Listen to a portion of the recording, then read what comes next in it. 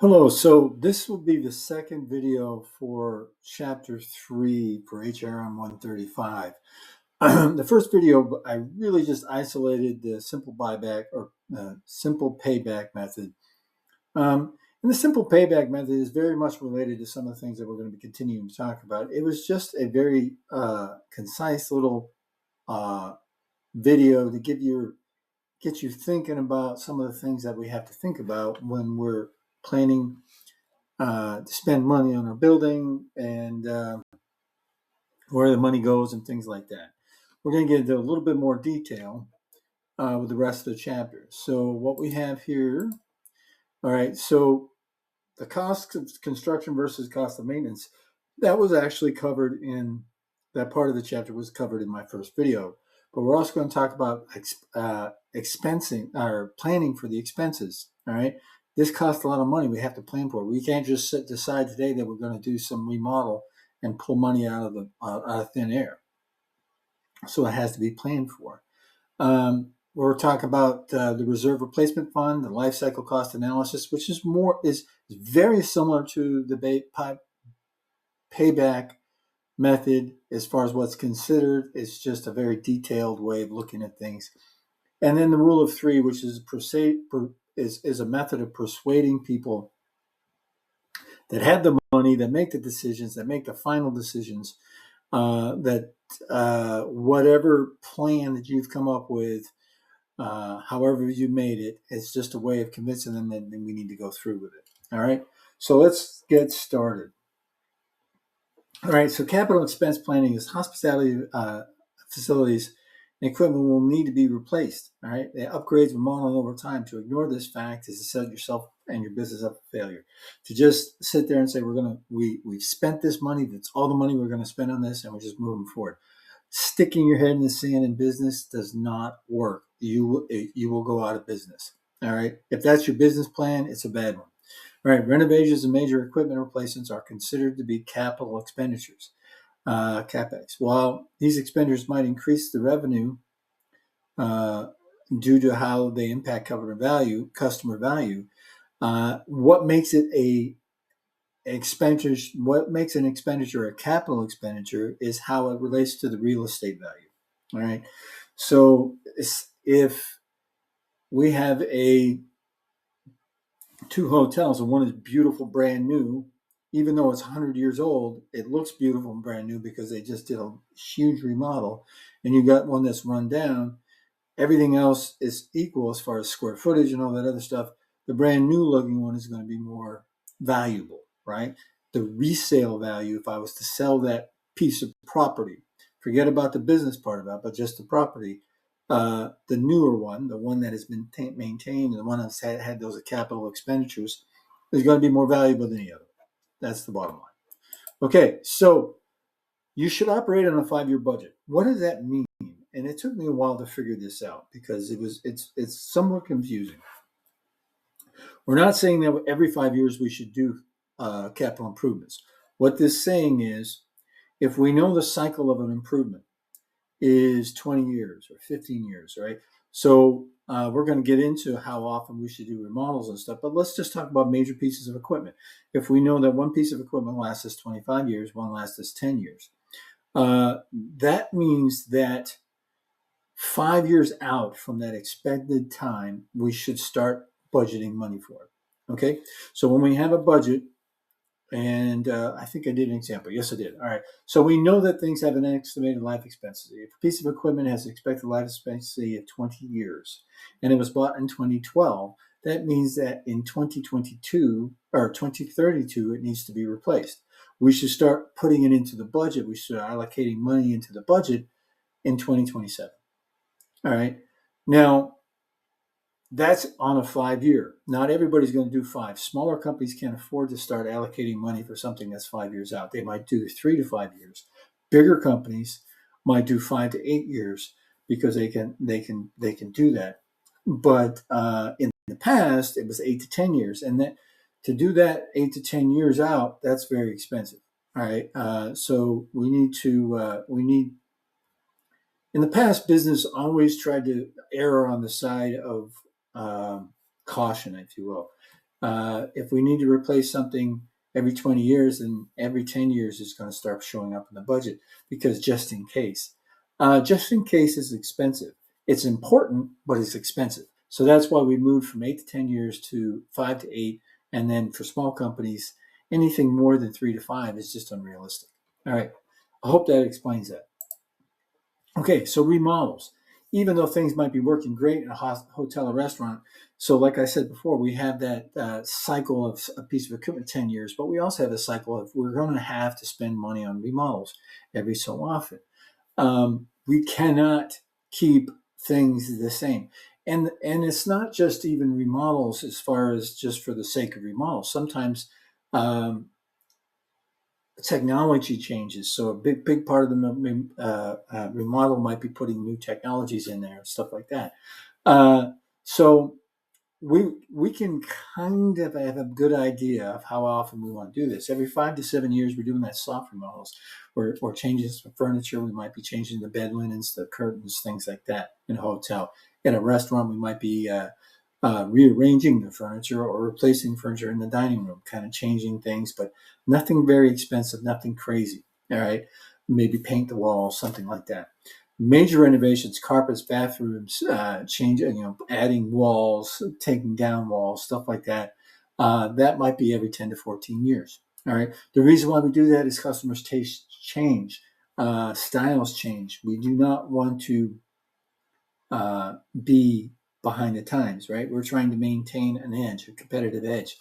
If we are seen as dated, uh, no matter how good the food is or how wonderful the service is at the hotel, um, we might start be losing some market share, right? Because people will go to the newer, fancier places, or the newer looking, fancier places, more up to date places, right? So that's why we do that. Now we got to pay for this somehow, all right? So we have the reserve replacement fund. Reserve replacement fund is how we pay for this, all right? Generally speaking, companies will have a fund that's dedicated for these expenditures, okay? And usually it's in the form of an escrow. Now, what is an escrow? An escrow is a third-party account, or managed by a third party. It's an account managed by a third party for a very specific reason, in this case, remodeling.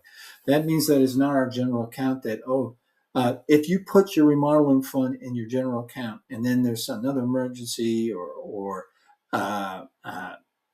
just mismanagement, people start dipping into that because it's not allocated for something specific and it's not set aside for something specific, you're never going to have the money for remodeling. All right. So that's why we do that. And putting it in an escrow account, again, which is in a bank or some kind of financial institution, which has a third party manager, which manages it. And then, when it's time for that capital expenditure, you meet with the manager, you explain to him what's going on, and then he lets you have your own money. That sounds kind of silly, but it's a very good way to make sure that things don't get out of control. How much should we put into it? Where's the money come from? Well, you might have different times where you have some extra money, whatever you put into it. But generally speaking, what's recommended through the commercial real estate for our industry, restaurants and hotels, about 3 to 5% of the company's gross revenue.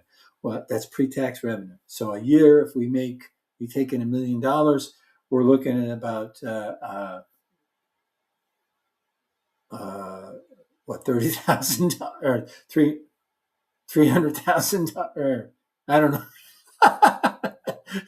3 to 5% of $1 million.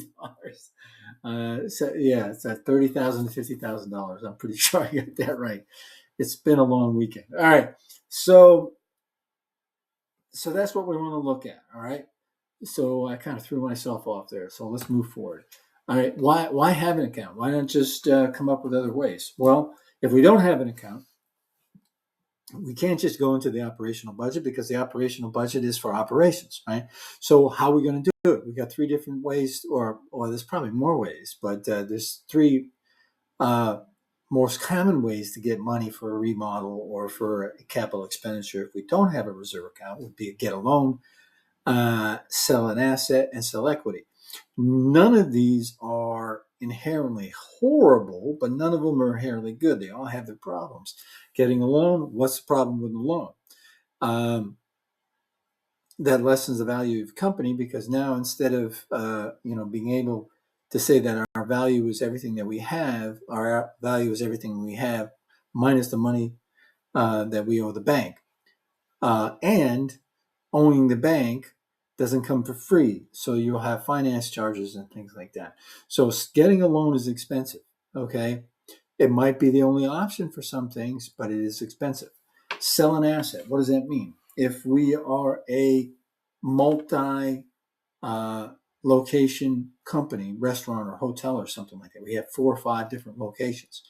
We want to remodel everything. We want to do everything in some of our properties one at a time or all at the same time. We probably won't do it all at the same time, but we want to do that so we could sell one of the restaurants, right, or one of the hotels, right? Why is that bad? Well, it's good. It's good if that hotel for whatever reason is not producing like the other ones, and we want to restructure anyway. It might be something we're going to do anyway. But if we expand because we want to be bigger, we want to make more money, we want to have more places where we bring money in.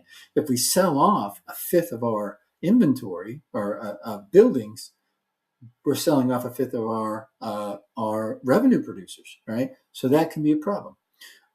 Selling equity. That means that we're getting investors. Okay, so you're going to give me $1 million, but for that $1 million, you're going to own a part of my company. Now, this we could maintain private. We could still be private investors, but they still own the company. They still own a percentage of the company. If we go public, then means that on the stock market or whatever, then everybody who owns stocks owns part of the company, and then you start to lose control. All right, or potentially could. All right. So it's all a give and take. Now, going public is a great thing. I mean, because it gives you a lot of money to do things. But if you're a small mom and pop and you start selling equity, very soon the company might not be what you want it to be anymore because you don't have 100% control. All right. So life cycle cost analysis. This is nothing more than a much more detailed way to do what we did with the first thing, which was the payback. Whenever you're looking at the cost of something, you're looking at the initial cost, the operations, maintenance, and repair cost, the replacement cost, the residual value, the finance charges, and the non-financial cost and benefits. Residual values of what per month. Some pieces of equipment when we buy, when they've reached the end of their life cycle, we have to pay somebody to remove it, put it in the landfill. Other pieces of equipment have scrap value or have value to someone else who's going to use it in the same fashion, maybe to a lesser extent. They don't need this functionality. So there might be some residual value. So take that in consideration and put that back into the plan. Finance charges, if you do take that loan, you have to take in those finance charges. Non-cost with things like this piece is better than this piece for many different reasons because it's easier to use. It's going to higher productivity for the people who are using it, things of that nature. Okay. So persuasion, the rule of 3 is I have to sell this. After time, I've decided that this is a product or this is a project that we need to do, but I need to sell it to the board. I need to sell it to the manager so they can sign off because I might not be the ultimate decision maker. When you do this, you use the rule of 3. The rule of 3 is simply saying you take 3 distinct points that are either data-driven or fact-driven to support your proposal, right? So you just go in there with 3 different things. If you just go in there because I think it's a good idea. Why? Well, I think it's a good idea. Well, you need to go in there with 3 things. You need to go with financials, looking at it from one way, looking from the second way, and then maybe operationally when you're looking at it. But you need to teach fact or data-driven things. You cannot just say it's going to be great. Well, why is it going to be great? It's going to be great because 1 + 1 = 3, and you can look at 1 + 1 = 3 in this case. I did say 3. I had a reason for that, and then it just sounds funny. But anyway, so it's data. Okay, so that's chapter 3 in a nutshell. I'm finishing up this to keep this video under 15 minutes. But read the video or read the chapter. there's a lot of numbers and a lot of formulas and a lot of stuff thrown around there. The bottom line is everything we said. The reason why you want to look at your building and your capital investments as money makers and how they impact your revenue, or not your revenue, but your money, okay, and your finances. All right, that's it, and I will see you guys next week.